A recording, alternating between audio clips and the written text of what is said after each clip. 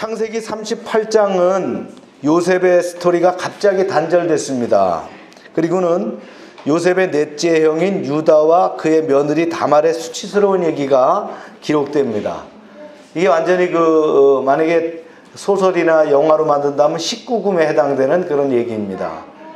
그래서 제가 그런 걱정을 했어요. 우리 아이들도 있는데 들어서 어쩔까? 그런데 성경에 나오는 얘기니까 여러분들이 소화할 수 있도록 하고 또 부모님들이 보조적으로 나중에 설명도 해주시기 바랍니다. 창세기 37장 마지막 절에 보면 이렇게 돼 있어요. 미디안 사람이 애굽에서 바로의 신하 시위대장 보디발에게 요셉을 팔았다, 이런 얘기가 나와요. 그리고 39장 1절에 가니까 요셉이 이끌려 애굽에 내려가매 바로의 신하 시위대장 애굽 사람 보디발이 그를 그리로 데려간 이스마엘 사람의 손에서 그를 사니라. 중간에 뭐 없는데 38장이 다른 얘기들 하는 거예요. 37장과 39장이 연결이 안 되고 끊어지는 얘기가 오늘 38장 얘기예요. 여기는 뭐냐? 요셉의 넷째 형 유다입니다. 유다가 굉장히 중요한 인물이거든. 성경에서 유다의 가정사가 기록되어 있다, 그런 얘기예요.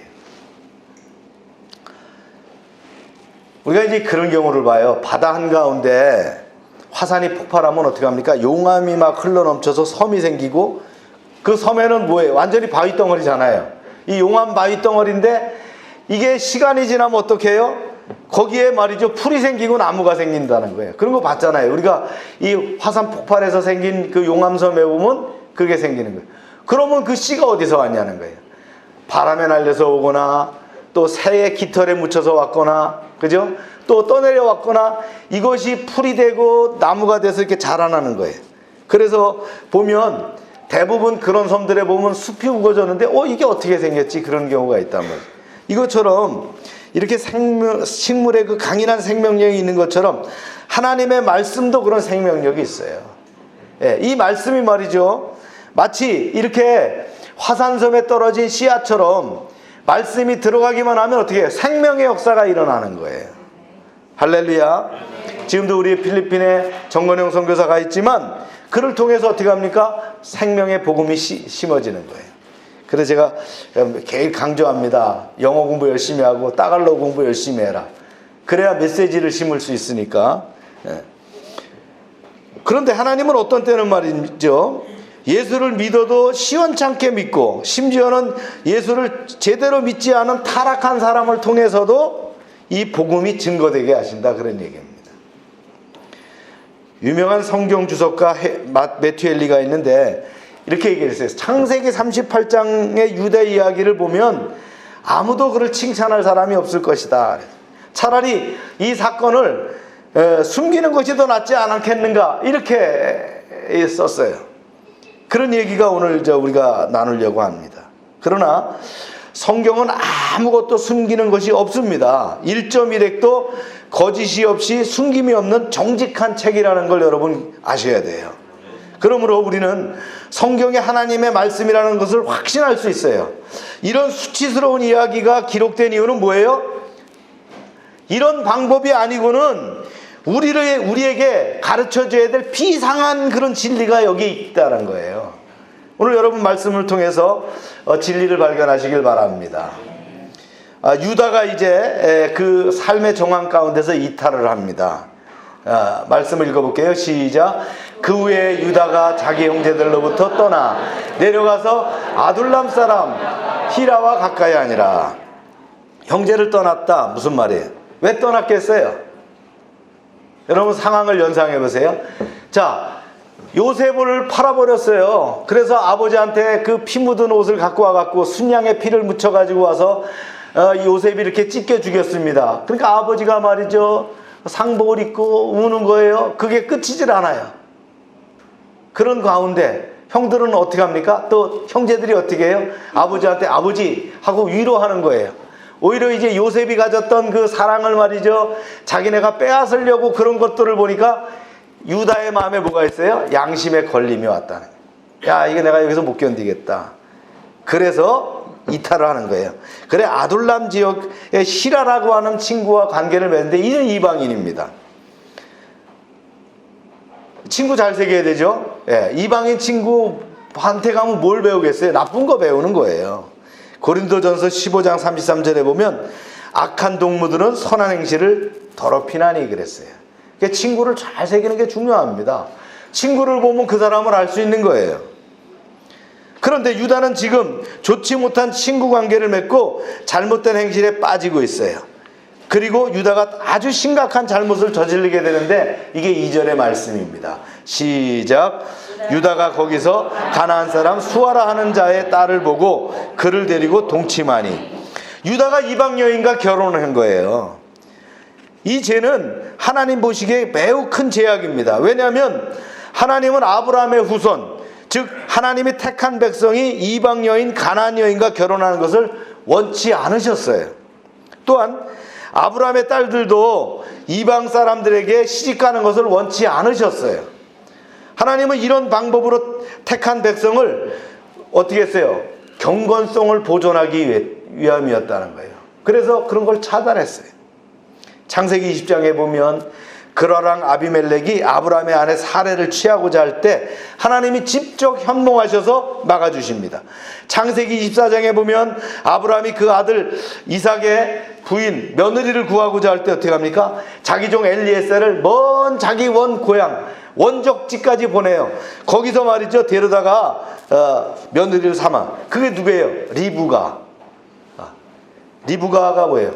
레베카. 우리 사랑 이름이 리브가 레베카예요. 원래 미국 이름이.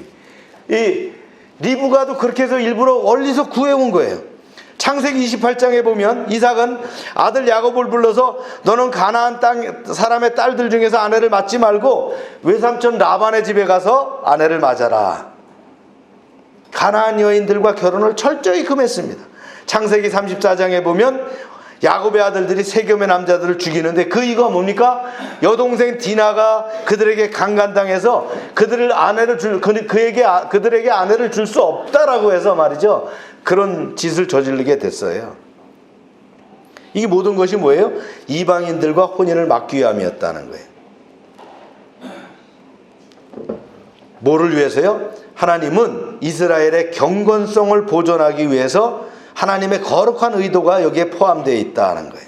그런데 사단은 어떻게 합니까? 이 사탄은 모든 방법을 동원해서 말이죠. 어떻게 해서든지 하나님의 백성의 경건성을 오염시키고 메시아가 도래하는 그 라인을 끊어버리려고 합니다. 이게 계속 역사적으로 시도가 되어 왔다는 거예요. 그런데 핵심 라인에 있는 유다가 하나님의 거룩한 의도를 어떻게 해요? 무시한 거예요. 이게 바로. 이것은 이방 친구를 사귀는 것보다 더 큰 죄악입니다. 그래서 유다가 이방 여인과 결혼함으로 인해서 그 가정에 참혹한 심판이 오게 돼 있어요. 이게 바로 이런 얘기래요. 그래서 유다는 여기서 결혼해갖고 아들 셋을 낳는데요. 맏아들이 에리고 둘째 아들이 오난입니다. 셋째 아들이 셀라입니다. 그래서 맏아들 엘은 누구하고 결혼했어요? 다말이라고 하는 또 여인하고 결혼을 시켜요. 다 이방 여인이죠. 예. 말씀 읽어봅니다. 시작.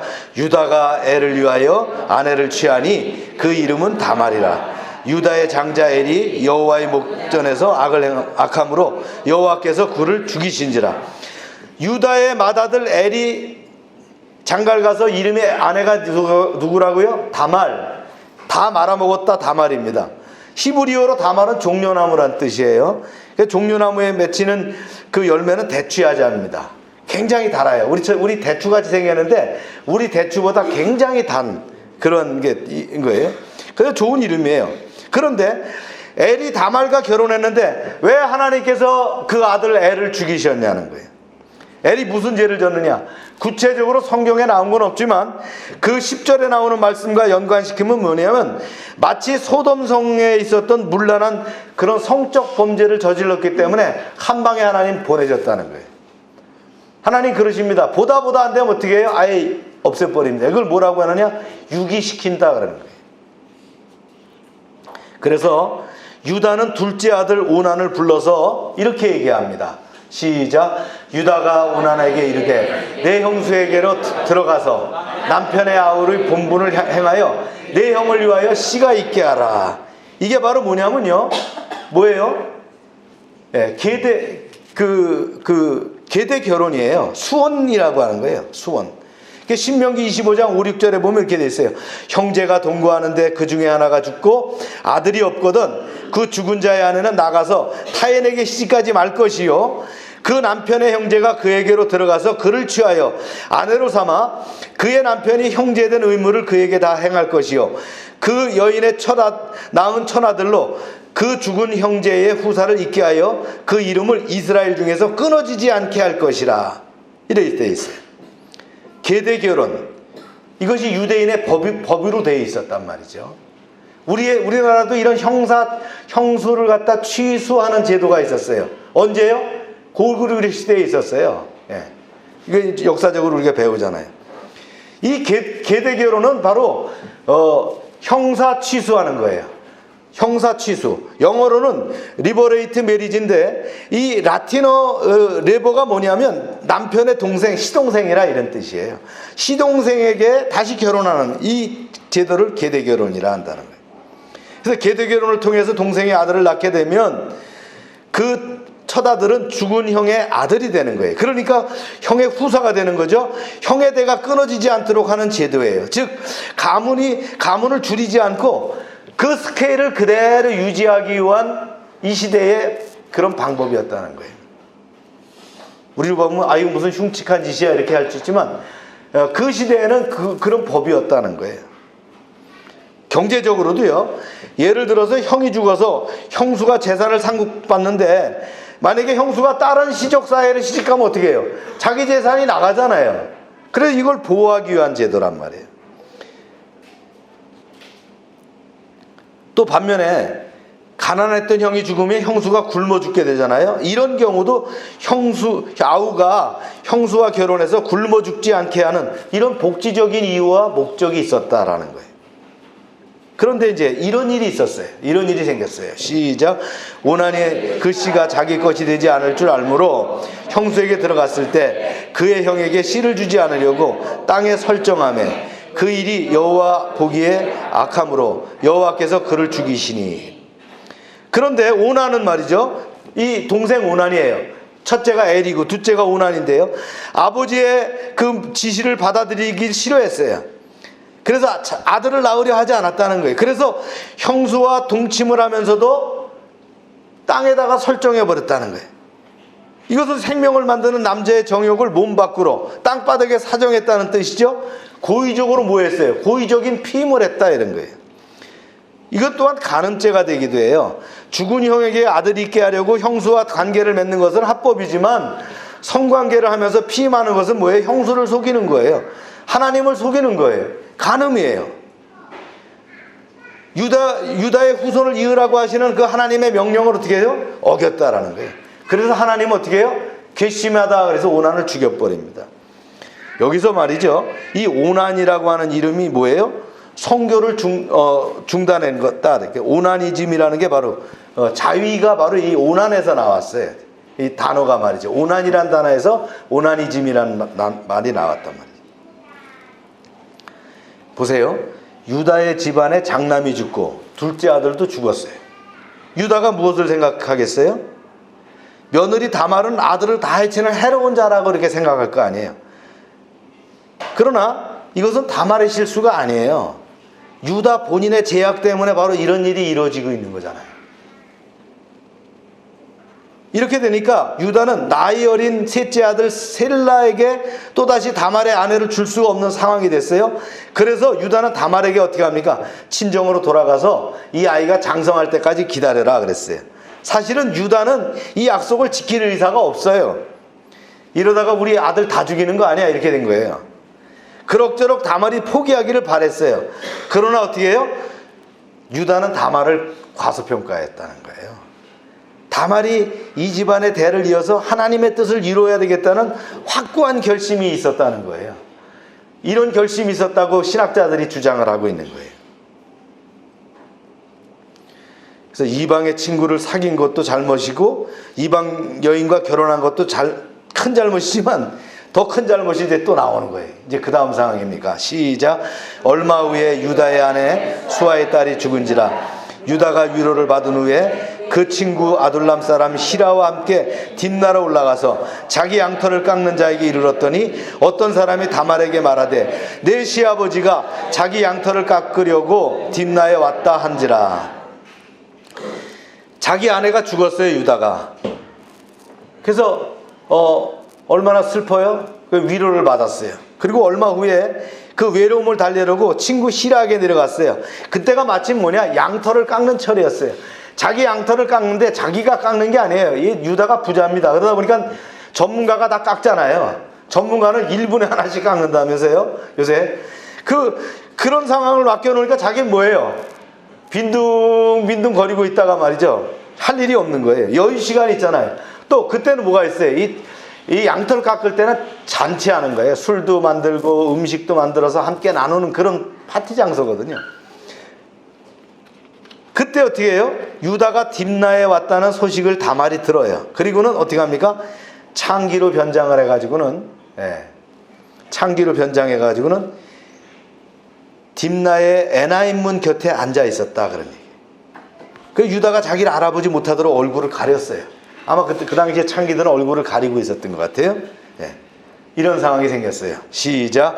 그가 그 과부의 의복을 벗고 너울로 얼굴을 가리고 몸을 휩싸고 딥나 길 옆 에나임 문에 앉으니 이가 셀라가 장성함을 보았어도 자기를 그의 아내로 주지 않음으로 말미암으니라. 그가 얼굴을 가리었으므로 유다가 그를 보고 창녀로 여길 길 곁에서 나로 네게 들어가게 하라니 그의 며느리인 줄 알지 못하였습니다. 그가 이르되 당신이 무엇을 주고 내게로 들여오느냐. 한가해진 유다가 창기를 보고는 슬슬 어떻게 했어요? 수작을 거르게 됐다는 거예요. 그래서 이 얼굴을 가리고 있는 여자에게 그렇게 얘기하죠. 내가 네게 들어가도 되겠느냐. 며느리인 줄 알아보지 못한 거죠. 그리고 동침을 요구했어요. 그러니 다말이 보통 여자가 아니죠. 그래서 다말은 여기서 말이죠, 시아버지한테 화대를 요구하는 거예요. 역사적으로 시아버지한테 화대를 요구한 사람이 다말이. 이렇게 요구를 했어요. 시작. 유다가 이르되 내가 내 떼에서 염소 새끼를 주리라. 그가 이르되 당신이 그것을 줄 때까지 담보물을 주겠느냐. 유다가 이르되 무슨 담보물을 내게 주랴. 그가 이르되 당신의 도장과 그 끈과 당신의 손에 있는 지팡이로 하라. 유다가 그것을 그에게 주고 그에게로 들어갔더니 그가 유다로 말미암아 임신하였더라. 그가 일어나 떠나가서 그 너울을 벗고 과부의 의복을 도로 입으니라. 이런 해괴망측한 일이 생겼다. 유다가 염소 새끼 한 마리를 주겠다 그랬어요, 화대로. 그러나 다말이 뭐라 그럽니까? 그걸 어떻게 믿겠느냐는 거예요. 보증물을 달라. 그래서 유다의 인감도장과 도장끈과 그리고 짚고 다니는 지팡이를 달라고 했어요. 유다는 세 가지 약조물, 즉 삼중적 증표를 건네주고는 다말과 동침하고 유다로 말미암아 뭐예요? 다말이 잉태하게 됐다라는 거예요. 여러분, 인감도장이 뭡니까? 그 사람을 대신하는 거잖아요. 그리고 끈은 뭐예요? 인감도장을 묶고 다니는 거예요. 이거 풀지 않으면, 자기가 풀지 않으면 절대 떨어지지 않는 거예요. 그리고 지팡이는 그 사람의 권세나 지도력을 나타내는 거예요. 다말은 유다에게 삼중적 증표를 요구한 거예요. 왜냐하면 혹시 한 가지만 요구하면 불확실할 수도 있다고 생각했기 때문이에요. 여러분, 왜 다말이 증표가 필요했을까요? 사람의 마음은 얼마든지 거짓말할 수 있어요.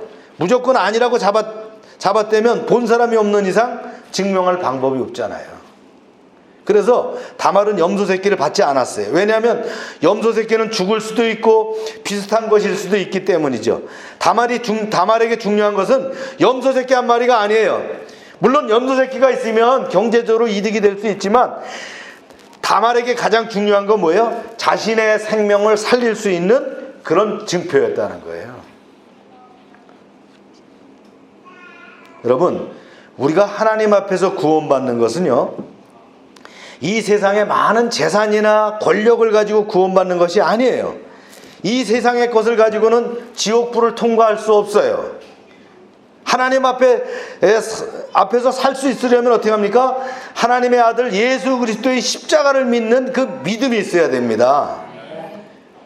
우리는 하나님께 다른 것을 요구하면 안 됩니다. 누구든지 가질 수 있는 염소새끼 같은 것으로 만족해서는 안 된다는 거예요. 우리는 하나님의 심판의 불을 통과할 수 있는 증표가 필요해요. 그것이 뭐예요? 예수 그리스도의 십자가의 보혈입니다. 그 안에 계신 뭐예요? 하나님의 성령, 그리고 우리를 변화시키는 그 성화의 삶이 필요하다는 거예요. 아멘입니까? 사실 예수 그리스도의 십자가, 그 십자가가 말이죠, 결코 자랑스러운 것은 아니에요. 유다의 증표가 그 음란한 값을 대가했던 것처럼 그리스도의 십자가는 뭡니까? 수치와 고난의 상징이잖아요.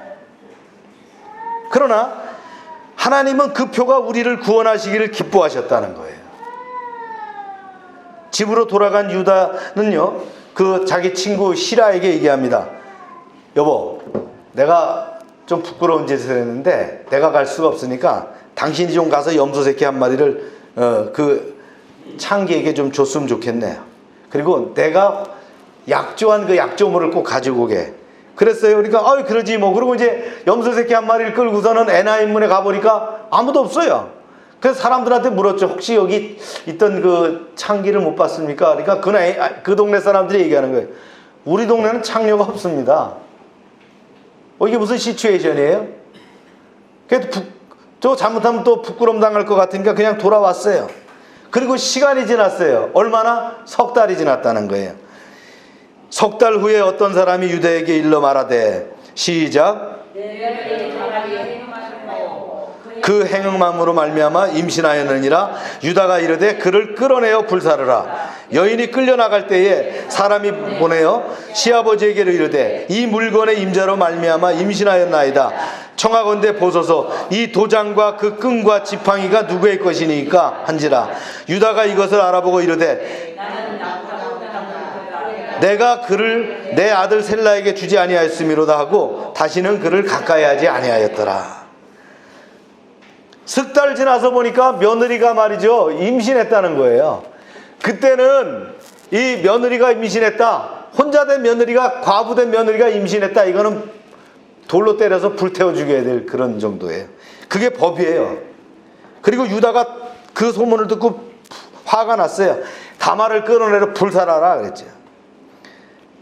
그는 자기가 행음한 것은 아무런 문제가 없고 며느리가 한 것은 큰 문제가 되는 이 위선적인 이중적 잣대를 가지고 있던 사람이었어요. 그런데 다말이 보통 여자가 아니죠. 시아버지 앞에 나오더니 세 가지 약조물을 딱 내놓습니다. 이 약조물을 준 사람으로 말미암아 잉태했나이다, 이렇게 응수했어요. 그러자 유다는 깜짝 놀랐죠. 그러면서 그러죠. 그녀는 나보다 옳다, 나보다 의롭다. 내가 그에게 내 아들 셀라를 주지 아니했기 때문에 이런 일이 일어났다라고 고백합니다. 그리고는 다시 다말을 가까이 하지 아니했다는 거예요. 유다가 다말을 향해서 그가 나보다 의롭다고 말했어요. 창기짓을 한 그 사람이 무엇이 의롭겠어요? 그런데 유다는 의롭다고 했어요. 왜냐? 왜 의롭다고 했을까요? 다말은 유다로부터 메시아가 올 것이라고 하는 메시아에 대한 그 믿음이 있었다는 거예요. 자기 가문에 나오잖아요. 우리가 복의 근원이란 말이지, 우리를 통해서 메시아가 나온다, 우리를 통해서 왕이 나온다는 말을 듣고 살았단 말이에요. 다말은 분명히 내가 이 집에 시집가면은 그런 얘기를 듣고 살았는데 이게 무슨 시츄에이션이에요? 남편이 죽고 말이죠, 시동생도 죽고, 그런데 자기한테 셀라를 주진 않을 것이고 이런 일을 벌였다는 거예요. 그거를 의롭다라고 표현했어요. 의롭다는 말은 믿음 외에 들을 수 없는 말입니다. 유다가 사람들 앞에서요, 자신의 책임을 인정했을 때 하나님은 모두 다 살게 하셨어요. 그리고 다말은 쌍둥이 아들을 낳았는데 이 쌍둥이 아들은 뭡니까? 죽은 유다의 두 아들을 대신해서 하나님께서 주신 것이었죠. 다말은 자기 품에서 두 명의 남자가 죽는 것을 경험했어요. 그런데 하나님께서는 새로운 두 명의 남자를 주셨다는 거예요. 할렐루야. 네, 이런 스토리입니다. 시작.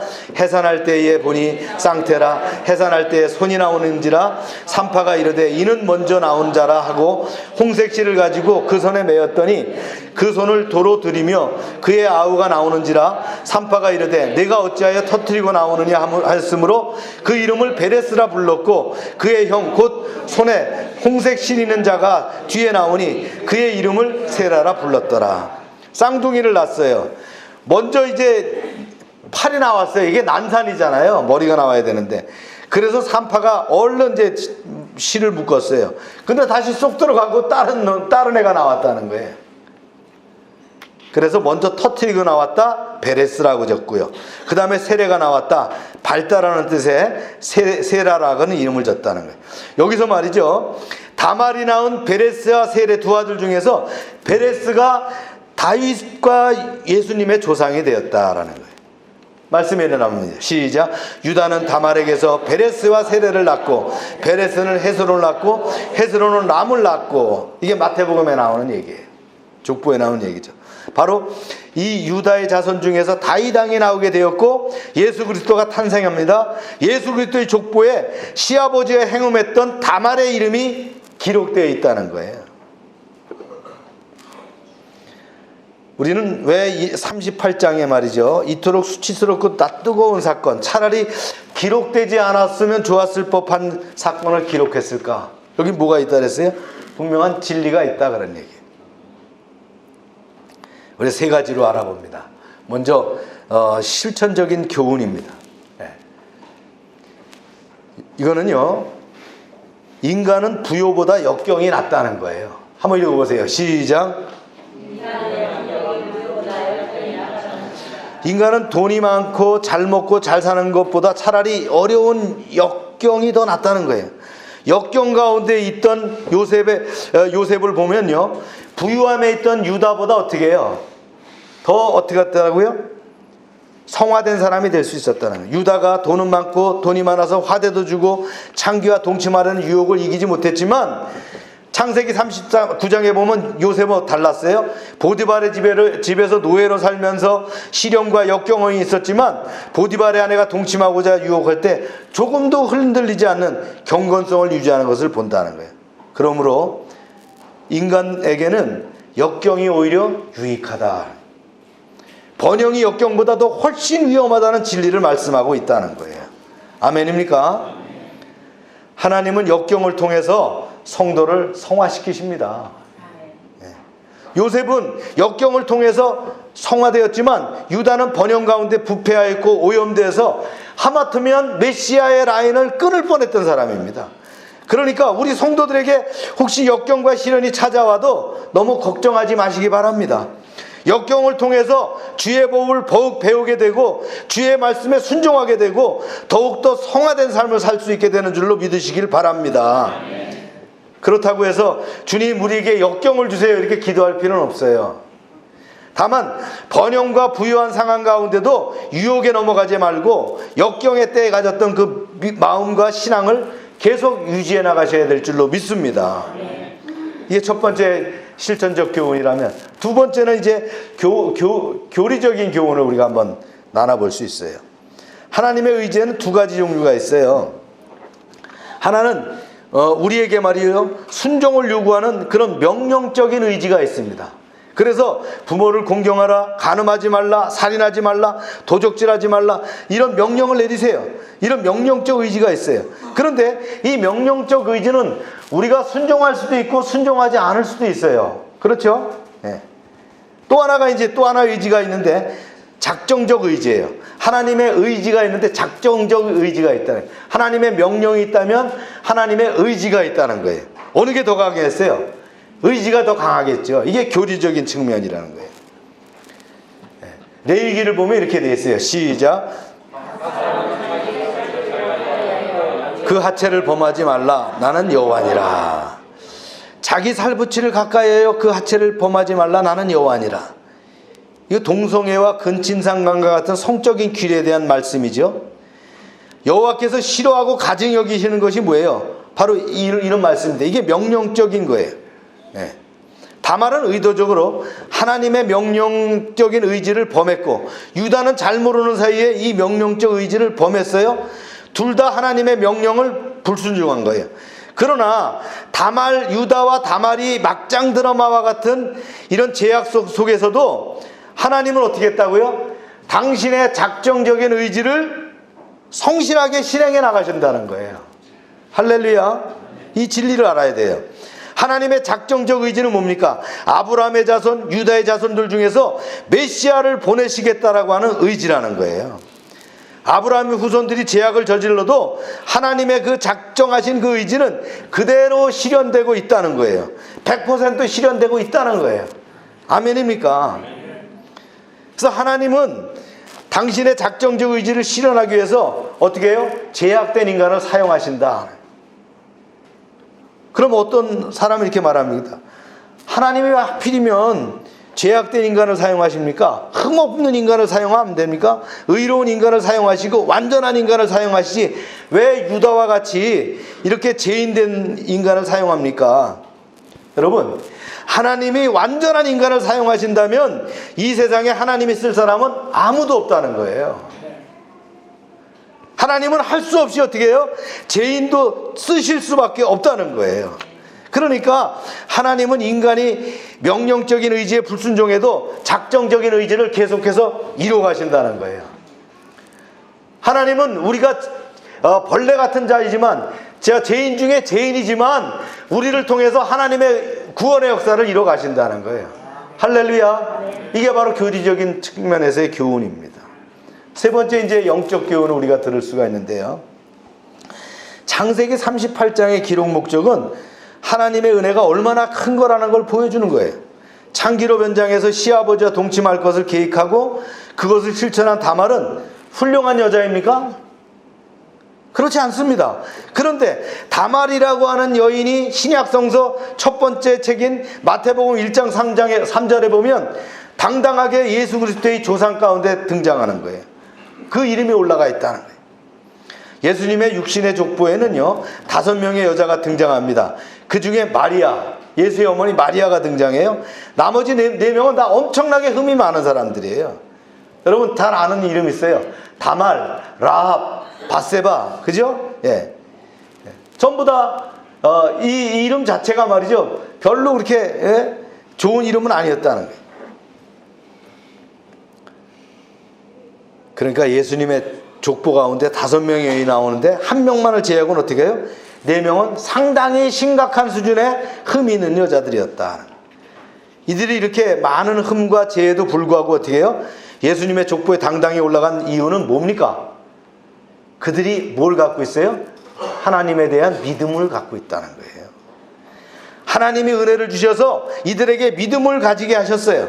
다말이 예수님의 족보에 들어가고 천국에 들어간 여인이 된 것은 뭡니까? 하나님의 은혜 외에는 설명할 다른 방법이 없다는 거예요. 여러분 우리도 마찬가지예요. 예.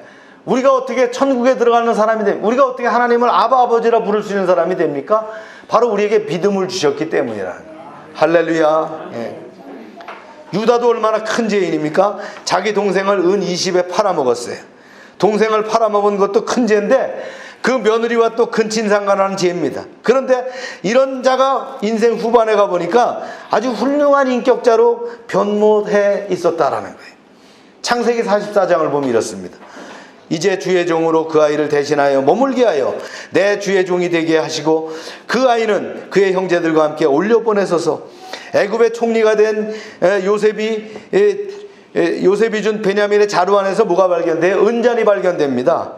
그래서 베냐민이 노예가 되려는 그 순간에 유다가 나서면서 막는 거예요. 엄청난 변화예요. 요셉이 이 소리를 듣고는요 자기의 감정을 억제하지 못하고 자기 방에 들어가 방송대곡하고 나옵니다. 그리고는 형제들 앞에서 형님 내가 요셉입니다 이렇게 밝히잖아요. 야곱이 죽기 전에 또 유다를 어떻게 축복하냐면 이렇게 축복을 합니다. 시작. 다시 잘못 들었어요? 네. 시작.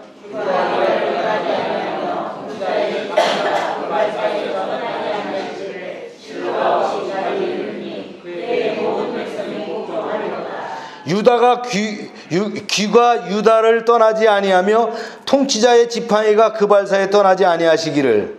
예, 그랬어요. 귀라는 게 뭐냐면요 왕의 지팡이란 말이에요. 지휘봉과 같은 거예요. 유다로부터 예수님이 오시게 된다는 복된 예언이죠. 그래서 예수님은 유다 지파의 유다 지파의 사자라고 불리시게 되는 거예요. The Lion from the tribe of Judah. 유다의 죄는 용서함을 받았고 구약에서 가장 큰 은혜를 입은 사람이 됐다는 거예요. 로마서 5장 20절에 사도 바울의 고백이 있죠. 율법이 들어온 것은 범죄를 더하게 하려 함이라 그러나 죄가 더한 곳에는 은혜가 더욱 넘쳤나니. 이 말씀의 증인이 바로 누굽니까? 유다입니다. 이 말씀의 주인이 누굽니까? 바로 우리입니다. 아멘이시죠? 하나님이 우리에게 요구하시는 것은 죄를 스스로 해결하는 것이 아니에요. 유다는 아주 나쁜 사람이었지만 인생 후반부에 그의 삶이 완전히 변화됐다는 거예요. 누가 변화시켰어요? 성령이 그를 변화시켰다는 거예요. 예수님 앞에 나오면 하나님의 구원도 은혜지만 성화되는 것이 더 큰 은혜라는 거예요. 할렐루야. 그래서 오늘 본문의 핵심은 인간의 가장 부끄러운 죄 가운데 하나님의 은혜가 있다는 것입니다. 오늘 본문은 우리 어린아이들에게 이야기하거나 설교할 수 없는 내용이죠. 그러나 하나님께서 가장 부끄러운 그 부분을 드러내신 것은 바로 우리가 이런 죄 가운데서 하나님의 은혜로 구원을 얻은 것임을 보여주시기 위함입니다. 그런 의미에서 다말은 예수 그리스도의 모친 마리아를 예표하게 됩니다. 예수의 모친 마리아는 정식적으로 아이를 가질 수가 없었어요. 왜냐하면 요셉과 정식으로 결혼한 게 아니고 정혼한 상태에서 애를 가졌어요. 그 당시에 율법으로 말하면 돌 맞아 죽어야 되는 상황이었어요. 요셉이 보호해줬죠. 천사가 나타나서 증거함으로 해서. 그래서 요셉은, 마리아는 어떻게 합니까? 임신해 있는 내내 또 그 후에 살아가면서도 늘 어떻게 했어요? 남한테 손가락질을 받는 그런 여인이었다는 거예요. 예수님이 어린 시절에는 동네에서 사생아 취급받기도 했어요. 예수님이 자기 고향에 설교했을 때 동네 사람들이 어떻게 합니까? 저 사생아가 말이지 무슨 헛소리 하느냐. 그래서 절벽에서 밀어 떨어뜨려 죽이려고 하지 않았습니까? 그런데도 예수님은 하나님의 아들이고 온 세상을 구원하는 구세주였습니다. 이것을 통해서 하나님께서 우리에게 보여주시는 것은 뭡니까? 하나님은 인간의 가장 부끄러운 죄악 가운데서 우리를 구원하시기를 원하신다는 거예요. 그리고 누구든지 하나님의 축복을 원하는 자는 자신의 치부를 하나님 앞에 드러내야 한다는 거예요. 이 세상 누구도 이방 여인 다말을 알지 못했습니다. 그런데 하나님께서는 그 여인을 알고 결국 유다의 타락과 시련을 통해서 다말을 하나님의 백성이 되게 하셨습니다. 우리는 유다가 왜 이렇게 형제들을 버리고 일시적이지만 세상적인 삶을 살았는지 그 이유를 알 수 없습니다. 그러나 이 모든 일을 다 보니까 어떻게 했어요? 우리는 하나님께서 다말을 사랑하셔서 그를 구원하기 위해서 누굴 쓰셨어요? 유다를 사용하셨다는 사실을 우리는 알게 된다는 거예요. 우리 한 사람도 바로 그런 과정을 통해서 하나님께로 인도되었습니다. 우리가 구원받은 것은 하나님의 거대한 구원 계획에 따라 된 것이죠. 우리는 우리가 구원받은 것으로 인해서 하나님 앞에 부끄러워해서는 안 됩니다. 다말은 유다의 말을 믿었습니다. 그리고 수단과 방법을 가리지 않고 이스라엘 자손을 낳아서 자신과 자손들이 영원한 축복을 받았습니다. 사랑하는 여러분, 우리는 혹시 이 세상에서 염소 새끼 한 마리만 만족하지 않았습니까? 그것으로는 사탄의 불시험을 통과할 수 없습니다. 우리는 결사적으로 하나님의 약속을 붙잡고 위대한 하나님의 축복을 받는 그런 성도들이 되시기를 주의 이름으로 축원합니다. 기도하십시다.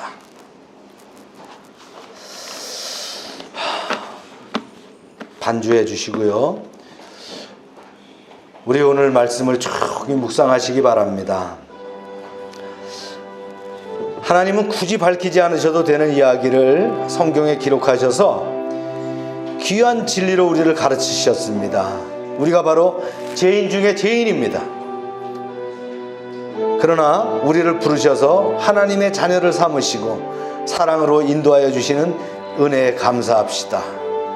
의인은 없나니 하나도 없다고 하신 주님의 말씀에 머리를 숙입니다. 죄가 더운 곳에 은혜가 더욱 넘치게 하셨습니다. 주님, 벌레마도 못한 나를 구원해 주심을 감사합니다. 하나님 아버지, 유다와 다말의 이야기를 통해서 하나님의 깊으신 사랑의 의지를 다시 한번 알게 하셨습니다. 하나님은 우리의 가장 부끄러운 죄악을 통해서 우리를 구원하시기를 원하셨습니다. 진정한 하나님의 축복을 원하는 우리는 우리의 치부를 하나님 앞에 솔직히 드러내야 합니다. 이런 과정이 우리를 구원하신 통로임을 깨닫게 하심을 감사드립니다. 우리가 세상에서 염소새끼 하나로 만족하는 우를 범하지 않게 하시고 하나님의 삼중적 축복인 십자가의 대속의 공로와 성령의 기름 부으심과 성화의 삶을 살게 하여 주시옵소서. 한 주간의 삶을 주님 앞에 의탁합니다. 지구촌 대학부 국내 선도가 우리 교회에서 이제 3박 4일 동안 진행됩니다.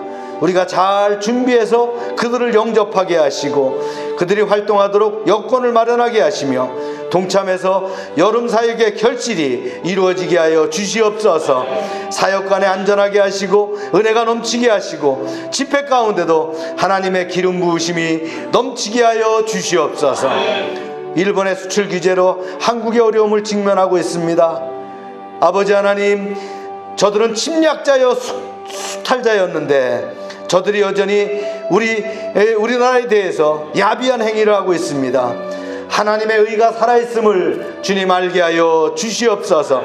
대통령과 관계자들에게 지혜와 명철을 주셔서 위기를 호기를 바꾸는 그런 계기가 되게 하시고 여야가 협력하고 기업들이 자성해서 생존권을 지키며 국민들의 의식이 고양되는 그런 계기가 되게 하여 주시옵소서. 주님께 의탁합니다. 주님 영광 받아 주시옵소서. 예수님의 이름으로 기도합니다. 아멘.